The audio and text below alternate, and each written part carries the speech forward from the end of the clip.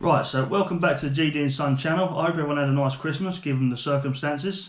So today I just want to do a quick video about how to give a waste removal quote. Now, it's a video I've been speaking about for a while, and I've had a couple of my subscribers ask if they could make a video on it so they could see it.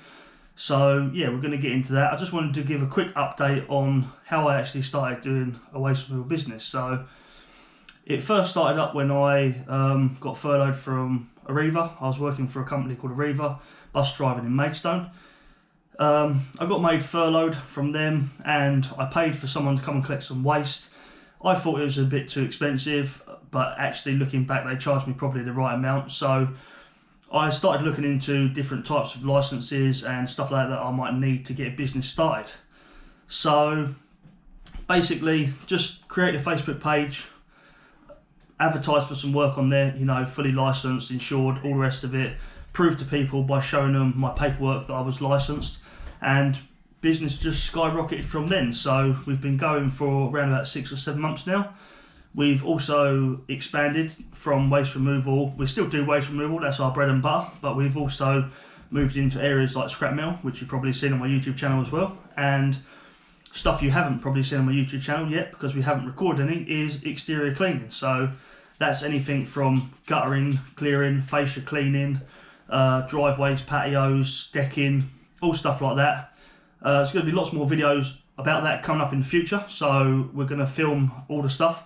We sort of invested into that quite late on in the season, so we haven't actually we've done a few jobs, but we wasn't actually filming for YouTube at the time we was doing the job. So that is all something to come in 2021. We're hopefully going to get quite a lot of jobs doing that, and I'm excited to take you guys along and show you the process as well. So anyway, I just want to jump straight in and we'll get talking about this waste removal quote. Now, just want to stress that this waste removal quote is not a gimmick. It's not anything to try and trick you. This is actually my 4-step process that I use every time I want to give out a waste removal quote. So when someone comes to me and says, you know, how much to remove this will be the process that I will basically go through in my head, write everything down, and then that will help me to give a price to the customer, making sure that 1, the customer's happy, and 2, we're not going to lose any money, because obviously at the end of the day we are a business and we're all trying to make money out there.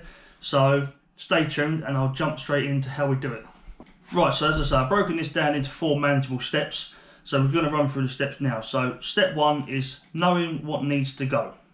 Now, that may sound like a relatively straightforward step, because obviously we need to know what's going to go, because we need to understand what we're going to charge the customer. So I just want to show where this can go wrong. So I'm going to attach a picture wherever there's going to be space, probably up here somewhere, and I'm just going to talk through the picture. So in the picture that you're going to see on the screen is a quote that I recently gave to a customer, and they sent me this picture and said how much to remove this. Now you can see that there's some items there, you know, we've got some scrap metal, we've got some black sacks, you know, we've got bits and pieces, but we've also got this giant bed frame which blocks off, you know, a huge piece of rubbish.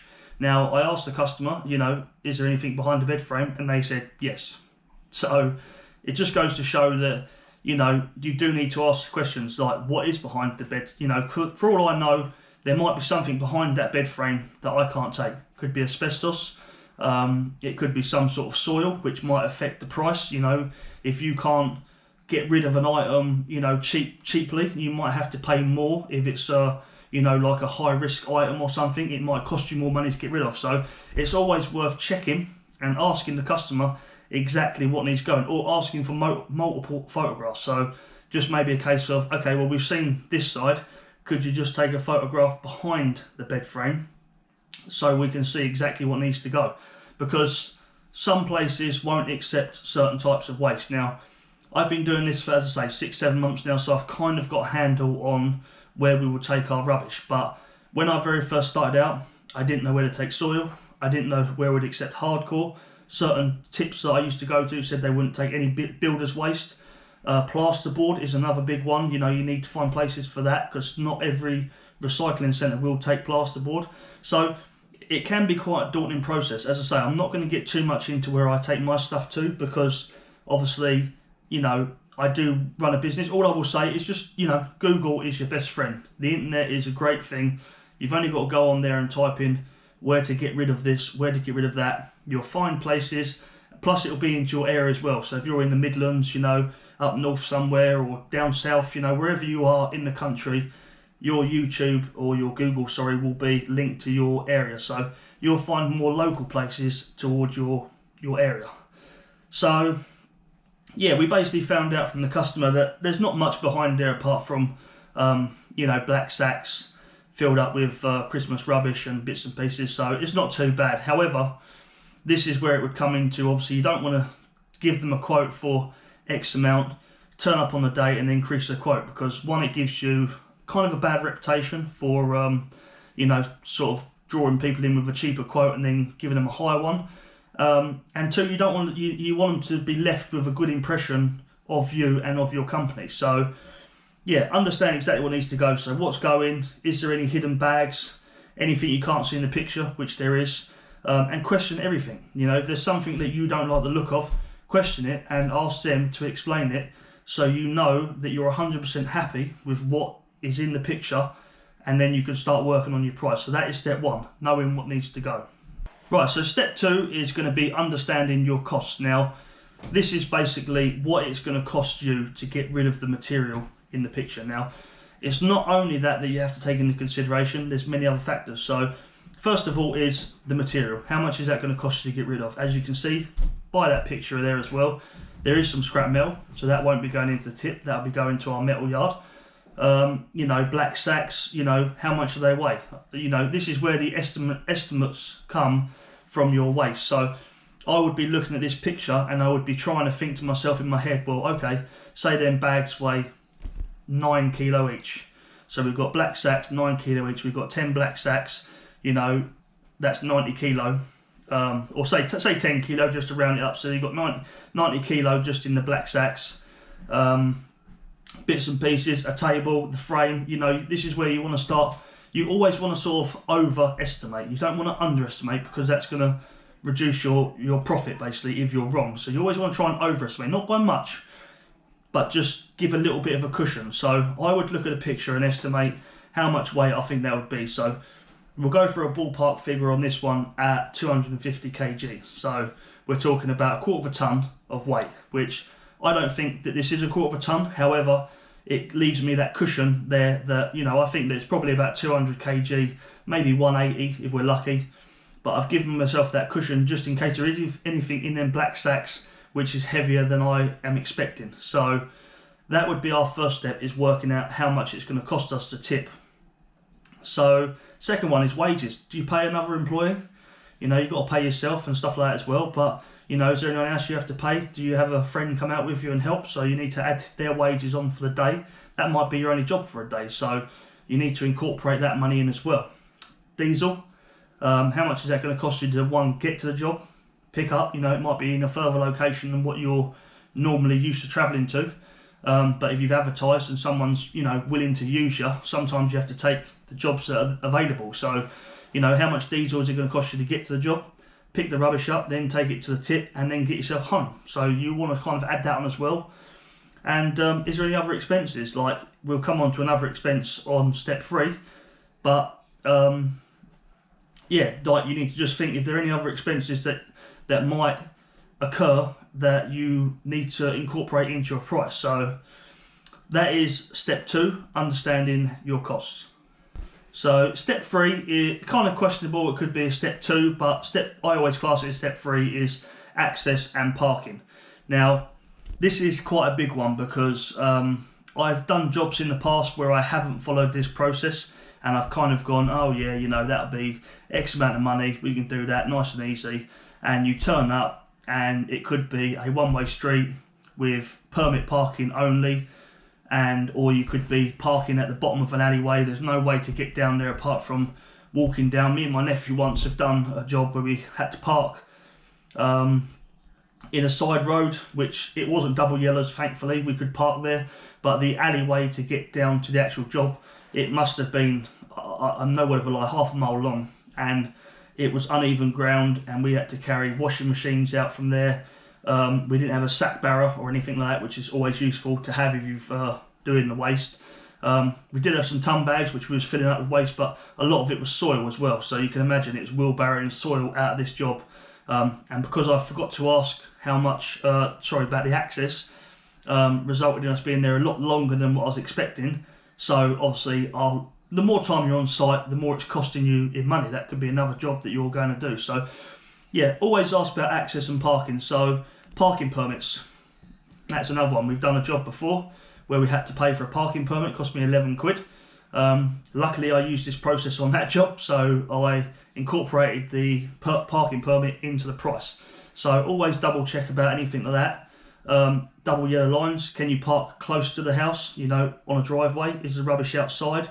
You need to know about how quick it's going to, the quicker you can do the job, the cheaper you can do the price, really, realistically. If you can get in and out in 10 minutes, 15 minutes, great. If it's going to take you an hour and a half, you need to tell them that you're charging them as well for labour. People think waste removal is very similar to a skip company. We are, but obviously we do charge a little bit for our labour and our time because we do all the loading for you. We don't make them, I don't pull up with my van and say, load my van. We get out, we do it for them. They can sit there, put their feet up. We just hand them the bill at the end and say, look, it's all done, it's all tidy, it's all swept.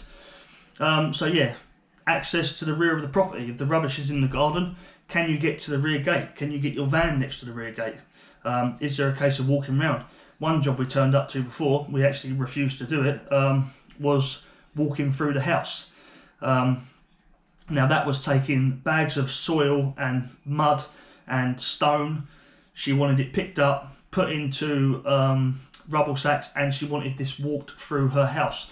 Now, I don't know if she was prepared to lay some sort of mat down or whatever, but I was just thinking, if one of them bags split inside that woman's house and it goes everywhere, all over her carpet, if I can't get all that up, I'm going to be paying for a carpet cleaning bill as well. So we didn't do that one because we just said the access to the property just wasn't suitable for that kind of job. She would need to move the items out the front, then we'd be happy to come and collect, but she didn't want to do that, so we didn't do that job. So yeah, just make sure you check about anything that could slow you down, because as I say, long alleyways is a killer. Once you've walked a few of them with rubble sacks on your back, or wheelbarrows filled up with soil and stone, you won't want to do it too many times, I'm assuring you of that. So always double check that as well. So that is step 3, access and parking. So step 4 is quite a nice one we like to talk about, and that is profit. How much do you want to charge on the job? So we've worked out our cost. We know that, we know how much weight, we've estimated the weight at 250 kg. We know that that's going to cost us so much to get rid of, because you've already run around to your different waste yards and found out how much that is going to cost you to get rid of at 250 kg. They should be able to tell you exactly how much that would cost. So you've got a rough idea of what you need to charge just to clear that waste in the tip. Then we're going to add on the wages for any employees that you've got. Then you also want to add on any diesel expenses and things like that as well. Make sure you get all that on there. And then you also want to put on any other expenses, i.e. parking permits, if you need to. So that will give you a ballpark figure of the expenses going to cost you just to clear that waste. Then you have to think about yourself. So how much do you want to make? It could be anything. I mean, you could put £20 on, you could put 50, you could be cheeky and try and put 100. I mean, there is no set limit that you can put on, but you have to try and stay competitive. Now, there's so many rubbish companies out there, waste removal companies, there's a hell of them doing it in my area. So if I try and be cheeky and say, it's going to cost me £100 to get rid of, I'm going to charge this woman £200, £100 for myself, she will just go elsewhere to another person who's going to do it cheaper than me, and I'm going to lose the job. So you have to stay competitive with your prices. I know everyone wants to make some money, but it is nice to to give someone a good price. Do you have multiple jobs on? Because that is another thing. I mean, if you can get 3 or 4 jobs on a day, making £50 per job profit, maybe 3 jobs a day, £150 a day profit, plus any metal that you might pull out of the waste and things like that. I mean, there's lots of stuff you can do for resale. I mean, I've had lots of things out of people's waste that I've ended up selling on, you know, bikes, exercise machines. They're working fine, they just don't want them anymore. So you can always pull that sort of stuff out, you know, if you've got someone to store it as a resale item. So, and obviously the big thing is repeat business. When I very first started this career path into waste removal, I was very sceptical about getting repeat business. I didn't think it was something that was going to happen. I thought it was just going to be a case of, you know, do a job for someone, move on to the next person. But it's actually worked out really different. I've had a lot of business from people. Once you do a good job for someone, they then know the standard that you do. So they will ring you up all the time. I've had people ring me up for Christmas, come and collect Christmas rubbish. General rubbish. If they've got builders coming in, they won't even let the builders take the waste or get a skip. They'll use me. So yeah, lots of repeat business. We've had repeat businesses from actual businesses, a pub. We do a lot of care homes around the area. And they're always happy to use us, and you get on a very good term with them. That you can then start to not increase your prices, so to speak, but you know that you feel comfortable enough to go into a job, and if you have to adjust the price a little bit, you know that there's not going to be too much arguments because you've done a good job from in the past. So always obviously watch the price. You don't want to be, like, so to speak, ripping people off. However, you know, you do need to make money for yourself. So yeah, as I just said, that's pretty much it. 4 steps on how to give a waste removal quote. Right, so yeah, we've just been through our 4-step process on how we give a waste removal quote, and as I say, this is the process I use. This isn't a trick to try and get more views or anything like that. This is just a simple method that you should be going through in your head before giving a quote, so that you make sure that you maximise your own profit. Because as I say, we do run a business, you know, the vans need servicing, you know, the equipment needs sorting out and replacing, you know, we're always buying new gloves and goggles and stuff like that. So you do need to be making money. I mean, you can't just be running a business and, you know, running at a flat. You know, you need to be making profit. The more profit you make, the more you can expand. I mean, the fact that we've ended up doing so well is the whole reason we've ended up being able to move into the exterior cleaning side of it. I mean, we put a big investment down on our pressure washing kit, which was about £3,000 in total. So all that money is being drummed back in the business. You know, we could have took that as profit, but we decided to drum it back in the business. And, you know, we're hoping that 2021 is going to be a good year for that sort of stuff. And we're looking forward to showing you our equipment, what we've got, how we do it, and, you know, maybe making a how-to video on to clean driveways and stuff. So, yeah, that is the process. Follow them steps and you should be good. So I just want to say thank you all for watching the video. If you enjoyed the video, give it a thumbs up. If you're not already subscribed, subscribe to the channel and hit the bell so you don't miss any videos in the future. And make sure you check out some more videos in 2021, because we are getting some merchandise done currently. I'm in talks with a few companies about trying to get a better price. We're going to be starting off with some baseball caps and some beanies maybe. GD & Son logo. I'm not going to show you the logo just yet, but it's not really a logo, it's just a text, but I've designed it all myself. I think it looks quite good. So yeah, we're going to be doing some giveaways on a scrap metal video. We're going to be asking, you know, how much scrap metal is inside this bucket. The person with the closest guess wins the prize, basically. So yeah, stay tuned for that. I'm really excited about all that. So I hope everyone has a great day, and we'll catch you on the next video.